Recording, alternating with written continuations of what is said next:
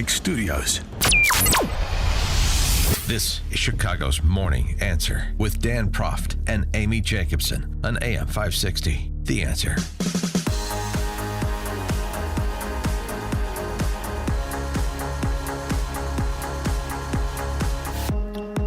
Top of the morning, Dan and Amy. So, President, again, Trump, the other week, put a marker down with respect to the release of hostages, American hostages in Gaza, saying this in the presence of his Middle East envoy, Steve Witkoff. If those hostages aren't back, I don't want to hurt your negotiation. If they're not back by the time I get into office, all hell will break out in the Middle East. And it will not be good for Hamas, and it will not be good, frankly, for anyone. All hell will break out. So all hell will break out was the shot across the bow to get a ceasefire deal and the hostages scheduled for release done before Monday.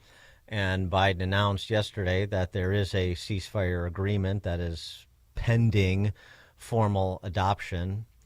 Biden was asked who gets the credit for this. Thank you. Who gets credit for this, Mr. President, you or Trump? Is that a joke? Oh, thank you. I guess that means he's taking credit for it.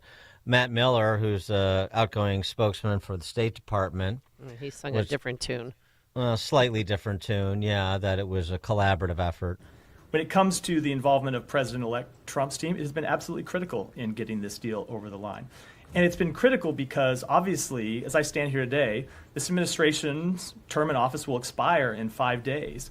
And one of the things that we have always said about this deal is that when you get from stage 1 to stage 2, that the United States, Egypt, and Qatar are the guarantors of this deal. And Egypt and Qatar will push Hamas to stay at the bargaining table and to get from stage 1 to stage 2, and the United States will push Israel to stay at the bargaining table to get from phase 1 and phase 2. So obviously those are promises we cannot make on behalf of the United States for any longer than the next 5 days. And so it's critical that all of the parties to the agreement and the other mediators see that when the United States is in the room making commitments, those are lasting commitments that extend beyond this administration into the next one. I would just say, lastly, I don't know if it's unprecedented to have envoys from an outgoing and an incoming administration sitting at the same table negotiating a ceasefire agreement of this kind. But if it's not unprecedented, it's certainly unusual. And we, of course, thank the Trump team for working with this on this ceasefire agreement. We think it's important that they were at the table. Well, in point of fact, Steve Witkoff was the lead, and this doesn't move without Trump providing the impetus. However, before arguing about who gets credit, you may want to consider, does Trump or Witkoff really want credit for this deal? Is this a good deal? I mean, I know that it's very tough, and you don't want to be callous. The idea that 2 of the American hostages will be released in the first phase, which is to take place over the next 6 weeks, starting Sunday, if this thing gets consummated. Yeah, and a total of 33 hostages released over 42 days, and some bodies will be returned. Yeah, well, so the 2 American hostages reportedly be released. That is big news, and that's going to be the headline. But the problem is it's in exchange for the release of 1,000 Palestinian prisoners. I mean, this hostage exchange, that's hostages for prisoners exchange, has the feel of sort of the Bo Bergdahl deal. Now, the difference, of course, is that these American and Israeli hostages didn't do anything wrong, and Bo Bergdahl deserted his unit. So that is a difference. But I'm just saying, in terms of, is this a good deal? That's a question, and it's a very difficult one to contemplate because you want to be respectful of the families, both Israeli and American, who have family members that are being held hostage. But just on some perspective on this, a piece in the Wall Street Journal by Ariel Kahana, who is diplomatic and White House correspondent for Israel Hayom, which is a daily newspaper. He makes the point, and it's good to put this in some historical context so we don't repeat previous mistakes. Under the agreement, Hamas will be able to replenish its depleted ranks. 700 or more terrorists will go straight from Israeli prisons to the streets of Gaza. Many are sadistic killers who spent their years behind bars dreaming of a return to the battlefield. By releasing these hardened criminals, Israel is repeating a mistake it has learned 100 times the hard way. Releasing large numbers of terrorists ignites waves of terror. This happened after the May 1985 Jibril Agreement, which led to the First Intifada. In 2011, Israel exchanged 1,027 Hamas prisoners for one kidnapped hostages, Gilad Shalit. Among those released in exchange was Yahya Sinwar, who later became the leader of Hamas in Gaza and masterminded the October 7th massacre. So let's, think beyond the front of our noses here, look beyond the front of our noses here a little bit about the implications of this deal. We want a ceasefire. You don't want more death and destruction, but you don't want Hamas being able to reconstitute itself and be on this endless hamster wheel of death and destruction either, do you? And that's why this morning, Fox right now just reporting that Netanyahu is delaying the vote to approve this ceasefire deal. Well, I'm sure he is trying to weigh exactly what we're discussing. For help with that weighing, pleased to be joined again by Liel Leibovitz, who's editor-at-large for Tablet and host of the Rootless podcast. That's rootless, not ruthless. Rootless. Liel Leibovitz, thanks for joining us. Appreciate it. A pleasure as always, friends. So what about this deal? First of all, look, Dan, Amy, I really appreciate your sensitivity in the introduction. It's impossible to even begin talking about it without remembering that as early as Sunday, we could have, a few Americans and a few Israelis who've been kept in purgatory for, more than a year back home with their families, and everyone should feel good about that. The second kind of caution note that I want to give is that none of us really know what President-elect Trump discussed with Benjamin Netanyahu behind closed doors. It is quite possible, as a lot of people in Israel are prognosticating, that there was some kind of talk like, hey, help me, do this now so that the ground could be quiet so that we could all focus on the real target here, the real instigator, the real problem, which is Iran. Yeah. All those things are possible. All those things are great. And, as we say in the Middle East, inshallah, may God will it so. But as you also said, this is a deal that, A, releases 1,000 hardened, insane, psychopathic terrorists who have killed hundreds of people, including Americans and Israelis, men, women, and children, back into the streets. Yahya Sinwar, as you said very well, we got to October because we did precisely what we're about to do. Number two, even more troubling, this deal keeps Hamas in power.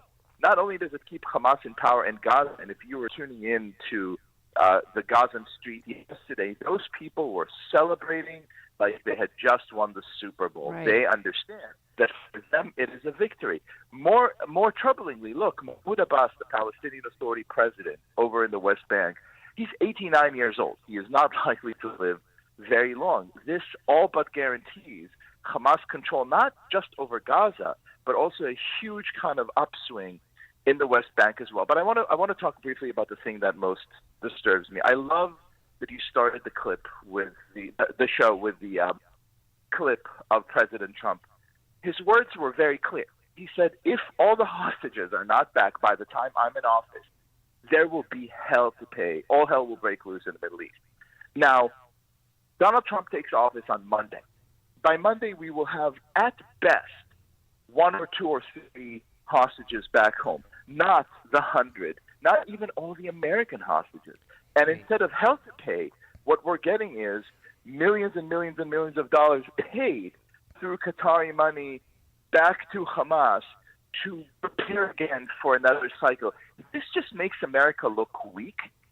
It kind of reeks of the same bad old Biden era surrendering policies. I really hope, again, that it is part of some kind of overall strategic calculation that the president-elect has in mind, or even just kind of like, a misstep that will be corrected later. But I would love to have seen a much stronger American leadership and a demand on Hamas to return the hostages, or actually face the consequences of American might. Well, before we go any further, how many American hostages, to the best of our knowledge, are still alive?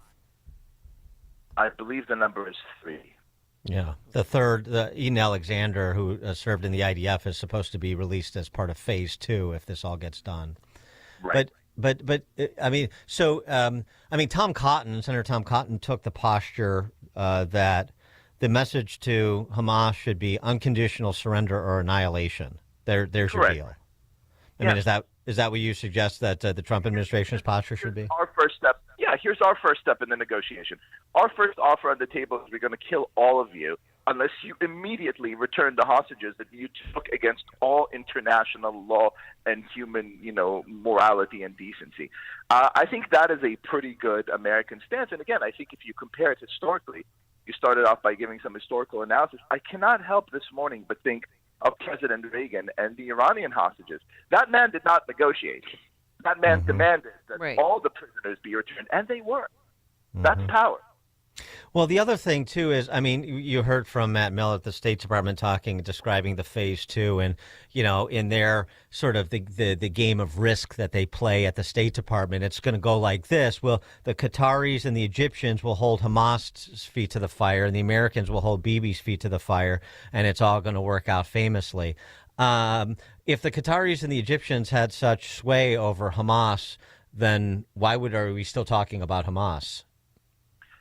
Well, I think that's a great question, and honestly, it's sort of stabbed a little bit to hear Steve Witkoff, the president's Middle East envoy, yesterday or the day before, saying that the Qataris, and I quote, "were doing God's work." Yeah, right. I think again, this is a really weird, strange posture for an American administration to take. I again hope that it's all part of some kind of larger diplomatic 5-dimensional game of chess, because otherwise it is very, very hard to see what the president-elect gains from this. It just makes him look weak. To speak the way he spoke with such clarity, such profound understanding of what needs to happen, and then kind of flip on a dime and say, yeah, here's Joe Biden's deal. We just signed it, is just kind of, inconceivable.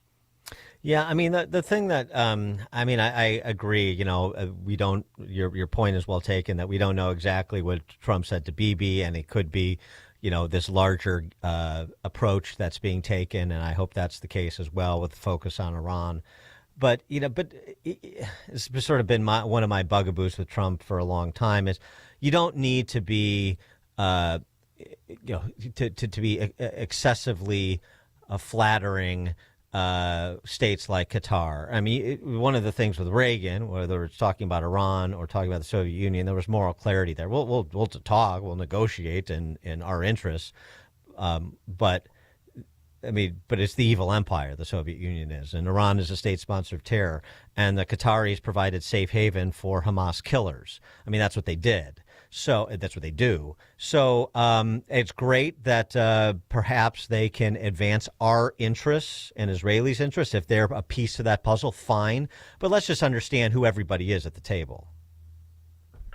I could not agree more. And again, if there is a sort of line of thinking somewhere in the incoming administration that says, hey, these guys are bad faith actors and we will have to deal with them sooner rather than later, but for now, let's just stop the fighting, quiet down the region. We've achieved also, let's not forget, Israel has achieved unthinkable things in the last year. It has collapsed Hamas. It has collapsed Hezbollah. Bashar al-Assad is gone. Iran is greatly weakened. The Middle East is radically different today than it was on the morning of October 7th. It's quite possible that the Trump team is looking at it saying, look, first of all, let's stop the shooting. There are a lot of people dying on both sides. We need that to kind of just quiet down so we could actually begin to focus on our large strategic plan. Honestly, Dan, Amy, this is what I tell myself 3 times an hour these days. It is such a terrible deal. It makes us look so weak. I only pray to God that somewhere in the incoming White House there is a very concrete folder with a plan to make America great again in the region, just as Ronald Reagan did, by the way, without firing a shot. Liel Leibovitz, editor-at-large for Tablet, tabletmag.com, and tabletmag.org. I'm forgetting offhand. .com. .com, tabletmag.com. Okay, all right. And host of the podcast called Root